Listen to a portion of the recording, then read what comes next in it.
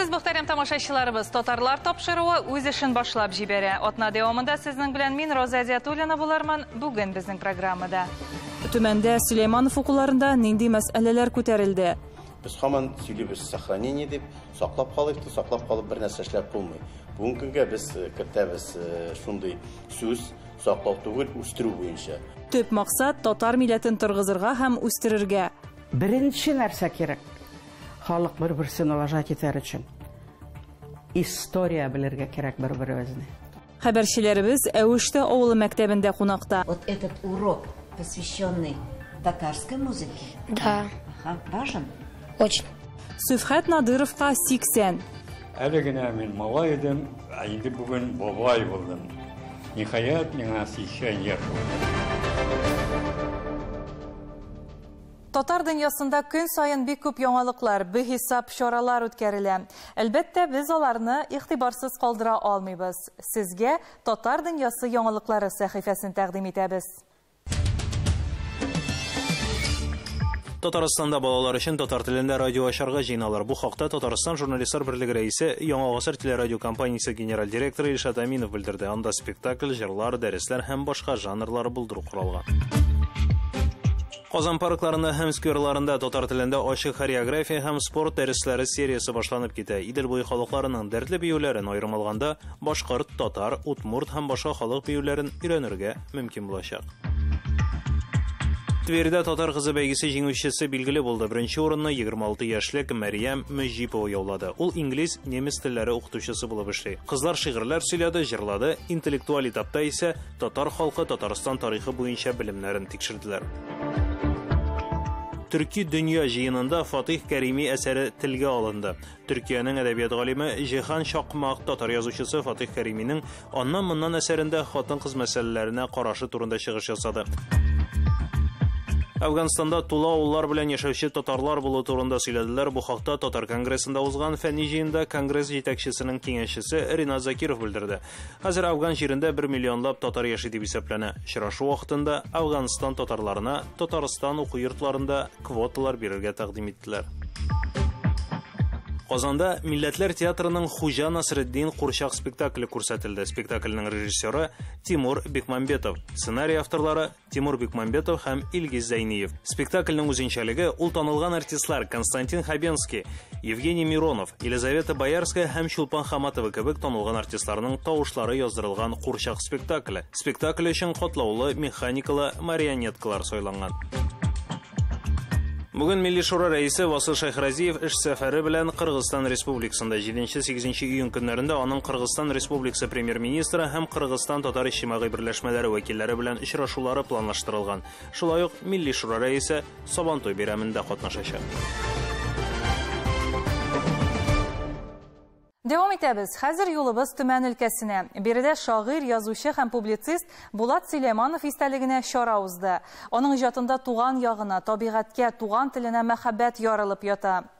Кичәдә катнашучылар Булат Сөләйманов шигырьләрен укыды, аның сүзләренә язылган җырлар башкардылар. Себер татар мәдәният үзәге каршындагы Тарих этнография музеенда язучыга багышланган экспозиция белән дә таныштылар.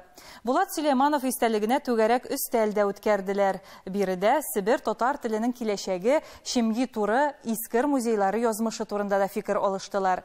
Тулырак киләсе сюжетта. Кунакларны Уак Бәлеш балалар ансамбле Себер татар фольклоры белән каршы алды. Сирәк һәм матур күренеш. Себер татарларының этно мәдәнияте һәм тел үсеше Булат Сөләймановны искә алу дип аталучы түгәрәк өстәл һәр ел сайын үткәрелгән Сөләйманов укуларын җанландырып җибәрү максатында үз эшенә ала. Берничә ел дәвамында фән дөньясының конференция белән кызыксынуы кимү күзәтелә. Шуңа күрә бүген Себер татарлары милли мәдәни мөхтәрияте Бөтен дөнья татар конгрессының Төмән өлкәсендәге вәкиллеге белән әлеге түгәрәк өстәлне оештырып, чарага Казан, Новосибирск, Мәскәү, Алтай галимнәрен дә җәлеп итте. Вас, сибирских татар, а новые сибирские татары, это было Булат Сөләйманов. Россия Төрки халыкларының конгрессы рәисе Булат Сөләймановның курсташы Бронтой Бизюров Себергә дусты исән чакта килә алмавына үкенүен белдерде. Булат Сөләймановның дәвамчылары бүген китаплар бастыралар, үз йөзләрен, үзенчәлекләрен саклап калырга тырышалар. Әмма көн тәртибендә шул ук сораулар кала бирә. Себер татар теле ни хәлдә? Халыкның тарихи мирасы ничек сакланыла? Чарада катнашучы Максим Сәгыйдуллин китаплар бастырыла. Бу да казаныш, ләкин киләчәк буын үз телендә аралашсын иде дип белдерде. Менә йөрибез авылларга барабыз. Балацыклар 6-7 яшьләр балацыклар Себер татар сөйләшмәй киттеләр. Менә без зур проблема. Берәй 30, 40, 20 елдан соң ПВОны сурайып китсә, алар Себер татар сөйләшмәйде, тел бетә тигәле булады. Халык белән эшләргә кирәк, гаиләләр һәм ата-аналар белән тел һәм мәдәният үсешенә икътисадның да тәэсире зур. Сегодня ни в одной сибирско-татарской деревне нет ни одного инвестиционного проекта. Очень мощно начались миграционные процессы, очень мощно прошли ассимиляция. Это приводит к тому, что наши дети сегодня учатся в среде русскоязычной. Наши дети не занимаются традиционными видами деятельности, потому что это экономически невыгодно. Материаль булмаган мирасны, ягъни тел, аш-су, һөнәрчелекне материаль һәм икътисади әйләнешкә кертү мәсьәләсен Фәнзилә Җәүһәрова күтәрде. Төмән өлкәсе экскурсиягә килүгә бәйле дип әйтгәндә, рәхәтләнеп ял итә торган урын буларак, ул бик кызыклы.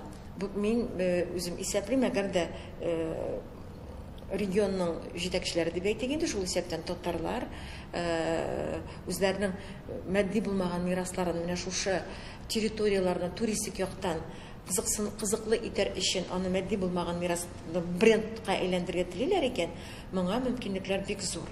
Зурлыкның асылында бик бай фольклор материалы бар, ул тупланган, бик үзенчәлекле йолалар, бик үзенчәлекле кухня, азык-төлек әзерләү, мәсәлән әйтик, күл балыгын Себер татарлары шикелле бүтән беркем дә пешерә алмый. Бүтән дөнья татар конгрессы вәкиле татар теле һәм әдәбияты укытучысы һөнәренең дәрәҗәсен үстерү мөһимлеген ассызыклады. Преподаватель сегодня татарского языка, пускай даже әдәби, да, он сегодня получает по тарификации оплату заработной платы минус 25% от тарифа преподавателя русского языка, литературы и других английского, немецкого.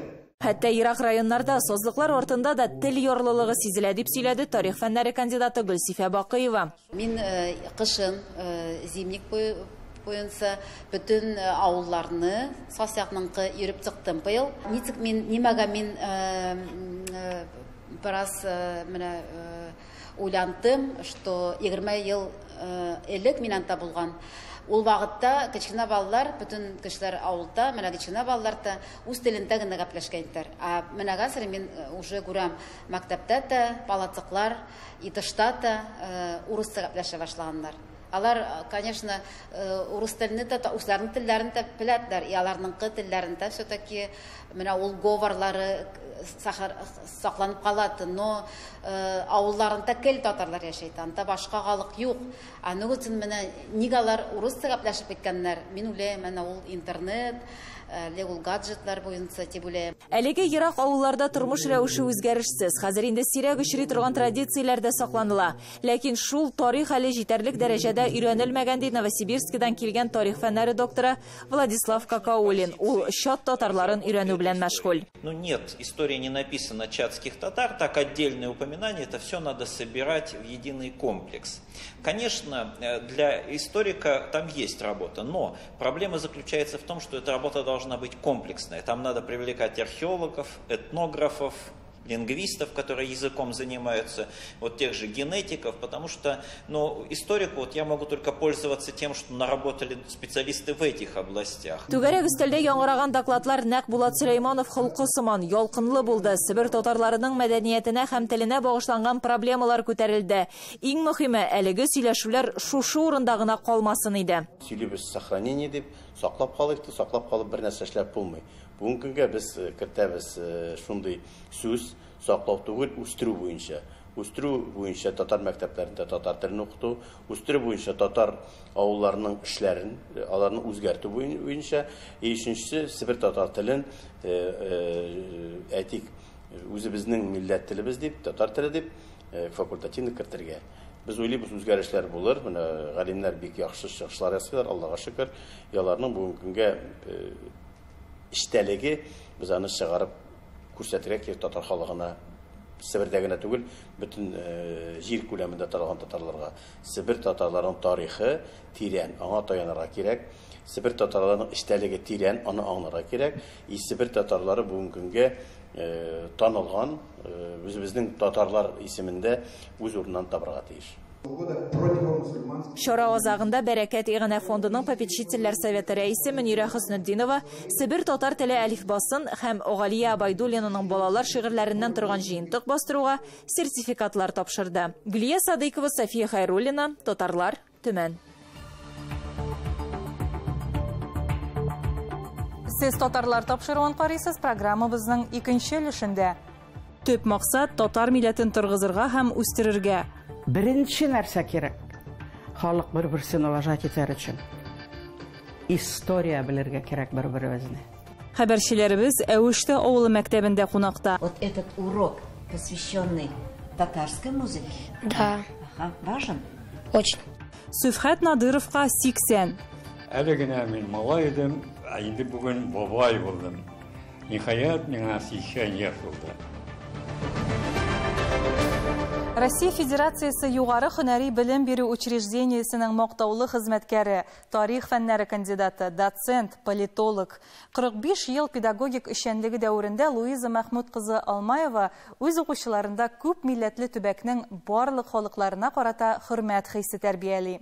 Ярты гасырлык иҗтимагый эшчәнлеген өлкәдә татар милләтен торгызуга һәм үстерүгә багышлый. Шиләбе өлкәсендә милли хәрәкәтне башлап җибәрүчеләрнең берсе булган ватандашыбыз белән Гөлдар Хафизова очрашты.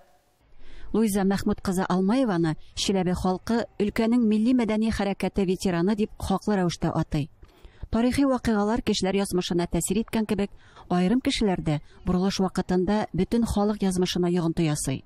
Шундый шәхесләрнең берсе ул Луиза Мәхмүд кызы. Лет 50 точно я занимаюсь национальной политикой, дөресен әйткәндә.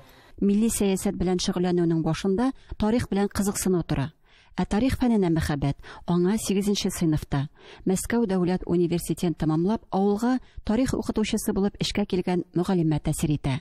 Она побудила у меня интерес к истории. Ну, может быть, генетически было от отца. Кичкенә вакытта әти журналист, әти историк дип без белмәдек тә. Безгә бит әни бик озак сөйләмәде, ул бит концлагерьдә үлде. Концлагерь для военнопленных. Әтисе Мәхмүд Алмаев 1941 елның декабрендә фронтка киткәннән соң 2 ай үткәч Луиза дөньяга килә. Мин инде укып үткәч, аспирантурада укыгач, архивларда, неләрдә, Министерство обороны архивында запрослар җибәреп, шулай итеп белдем. Шиләбе педагогия институтының тарих филология факультетын уңышлы тәмамлап, 2 ел туган авылында укытучы булып эшли. Кунашак районы җитәкчелеге аңа идеология буенча район комитеты секретары вазифасын тәкъдим итә. Мәктәп эскәмиясеннән галим тарихчы булырга хыялланган Луиза аспирантураны сайлый. Фәнни җитәкчесе Николай Лисовский аңа бөтен гомерен багышлаган тема тәкъдим итә. Ул миңа әйтә: "Луиза Мәхмүдовна, син бит безнең татарка." Мәйтәмәе. Слушай, менә карале. Менә ул шул теманы подсказать итте. Национальная политика на Южном Урале. Представляешь? Да. В первые годы советской власти. Нечен, потому что именно в первые годы советской власти действительно большевики, которые искренне верили, действительно национальная политика велась. 1973 елда аңа тарих фәннәре кандидаты гыйльми дәрәҗәсе бирелә. Педагогия институтында укыту белән бергә өлкәдә милли сәясәт темасын дәвам итеп, докторлык эшен яза. Фәнни эшен раслау өчен Мәскәүгә иҗтимагый фәннәр академиясына бара. Приезжаю, а там такие гиганты сидят: Куличенко, Калтахчан, специалисты по социалистическим нациям. И когда они прочитали мою докторскую диссертацию, уже, они мне говорят: вы что написали-то? У нас там же тезис. Национальный вопрос решен полностью, окончательно, бесповоротно. Проблем нет. У нас дружба народов. А вы что пишете? Все. Вырубили. Луиза Мәхмүт кызы Чиләбе югары уку йортларында студентларга тарих, политология укыта. С самого начала российское государство формировалось как многонациональное. И менің бірінші лекциям была тұрғаны историядан. Формирование многонационального российского государства. И башлайсың князь Киевской Руси. Киевская Русь ол 10 векта болған. А бірінші бұрынғы иллер государстволар, бірінші 5 век. Великий тюркский каганат. Вот тебе история российского государства. А енді сөйлеуде yok қазір Волжская Булгария, Хазарский каганат, Золотая Орда, которая была ранее феодальным государством, біздің территорияда тоже внесла вклад. Вот ведь нинди переворот. Әліге қадар бүтін школаларда ол yok. Бірінші нәрсе керек. Халық бір-бірсін уважать етер үшін. История білерге керек бір-бірімізіне. Бірінші. Югары уку йортындагы мөгалимлек эшчәнлегеннән тыш, ул халыкның милли үзенчәлеген саклау һәм үстерү мәсьәләләрен дә хәл итү белән актив шөгыльләнә. Авырлырак күп булды. Менә шул энтузиазм бик күп эш эшләде. Менә бүген результат анысы билгеле. Без башлаган халык барысы да. Күбесе юк инде алар. Менә шундый фамилия Урал Кофеич Сафиуллин. Рамазан Шагалиев, поэт Чемазан.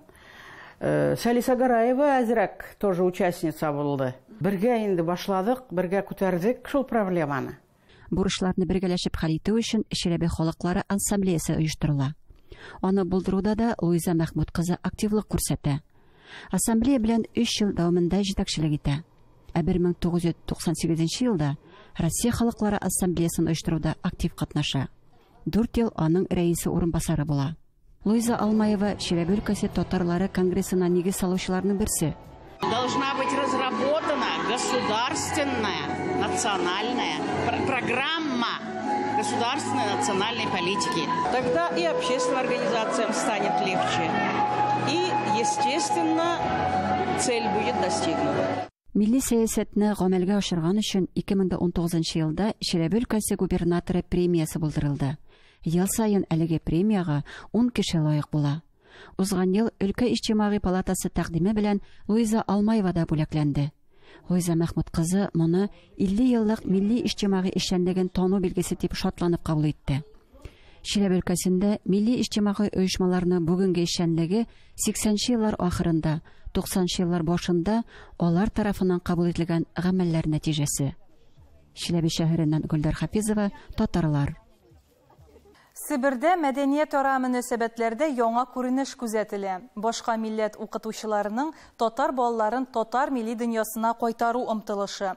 Мондый бер очракны Томсктан 5 чакрым ераклыкта урнашкан Әүештә авылы мәктәбендә үз хәбәрчеләребез күреп кайтты. У нас сегодня урок музыки, путешествие, музыкальный театр. Садитесь, пожалуйста. Светлана Пегишева Әүештә авылы мәктәбенә берничә тапкыр китеп карый. Тик язмыш аны кабат таныш сукмакларга кайтара. Укучылар белән нәкъ менә татар җырларын җырлау теләге кире күрештерде мине, ди музыка укытучысы.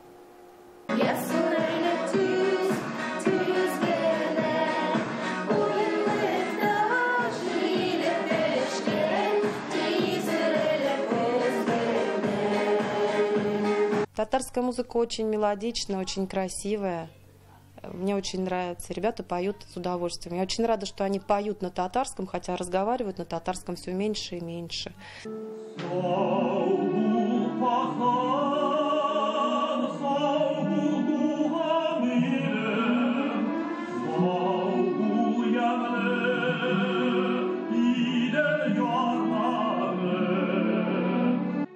Нәҗип Җиһановның Җәлил операсы һәм Михаил Глинканың Иван Сусанин операсы геройлары үзара ничек бәйләнгән? Музыка белгечләре өчен дә бу гади булмаган сорау бу.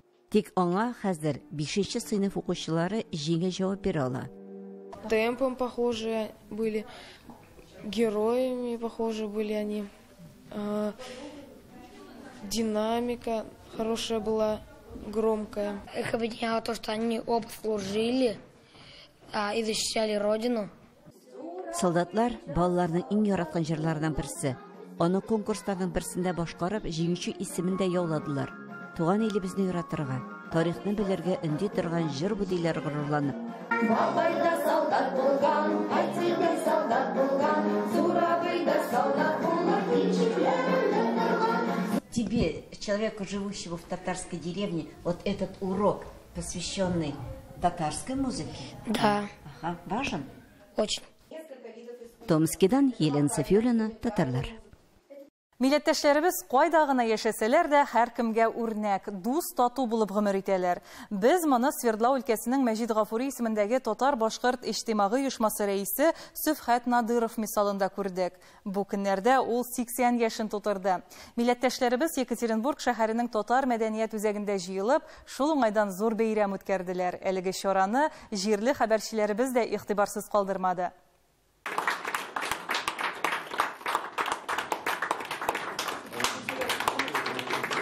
80 яшьлек юбилей уңаеннан Сөфхәт Надыров Татарстан Республикасының фидакарь хезмәте өчен медале белән бүләкләнде. Татар эшләренең Уралда, Урта Уралда башлангычы булып, безнең Сөфхәт Надыров шул вакыттан торган кешеләрнең берсе 40 елдан артык инде. Үзенең хезмәтен, көчен шу татар эшләренә биргән. Шуңа күрә без чын күңелдән Татарстан исеменнән аны котларга дип килдек. Бергәләшеп, вәкиллек белән һәм аңа тагын да озын зат яшәргә, бигрәк тә сәламәтлек итеп яшәргә һәм шушы энергиясын югалтмаска теләп калабыз. Исәнлек, саулык, бәйрәм белән. Сөбхәт Лутфулла улы Надыров Екатеринбургта Татар милли мәдәни оешмасын оештыручылар рәтендә була. Нәкъ аның тырышлыгы белән Екатеринбург урамнарының берсе Муса Җәлил исемен йөртә. Рус, татар һәм инглиз телләрендә Моабит дәфтәрләренең 3 томлыгы басыла. Муса Җәлилнең 100 еллыгына багышланган тантаналы чаралар, фәнни-гамәли конференциялар үткәрелә. В последнее время он уже стал, если я вот анализирую, такой проектно, целевое, что ли, назначает какую-то цель и потом ряд мероприятий по достижению этой цели. Юбилярны бөтен дөнья татар конгрессы, Дәүләт думасы һәм Свердлау өлкәсе хакимияте вәкилләре котлады. Менә шулай торып, әле генә мин малай идем, инде бүген бабай булдым. Ниһаят миңа 80 яшь булды. Әйтүе җиңел. Элгәре мин 80 яшьле бабайларны урамда күргәндә бик кат бабайлар дип күрә идем. Алар тояк белән кырахатлы сакаллар булыр иде. Мин үземне хәзер шул формада күрүемә гаҗәпсенәм, мин дә шундый бабай булдым микән. Менә хәзер бер бабай дип әйттерәсе килми, әмма шуннан да инде 80 яшь инде ул. Свердлау өлкәсе Аксакаллар советы рәисе Сөбхәт Надыровка багышланган бәйрәм кичәсен Казаннан чакырылган артистлар тагын да ямьләндереп җибәрде. Ләйсәнә Сидретдинова, Альфия Габдушева, татарлар, Екатеринбург. Тапшыруыбызны Энҗе Мөэминова шигырь юллары белән төгәллибез. Иң изге хисләремне мин туган телдә аңлатам. Шуңа күрә туган телне хөрмәтлим мин, яратам. Ана телебезне кадерләп, саклап яшик. Сау булыгыз.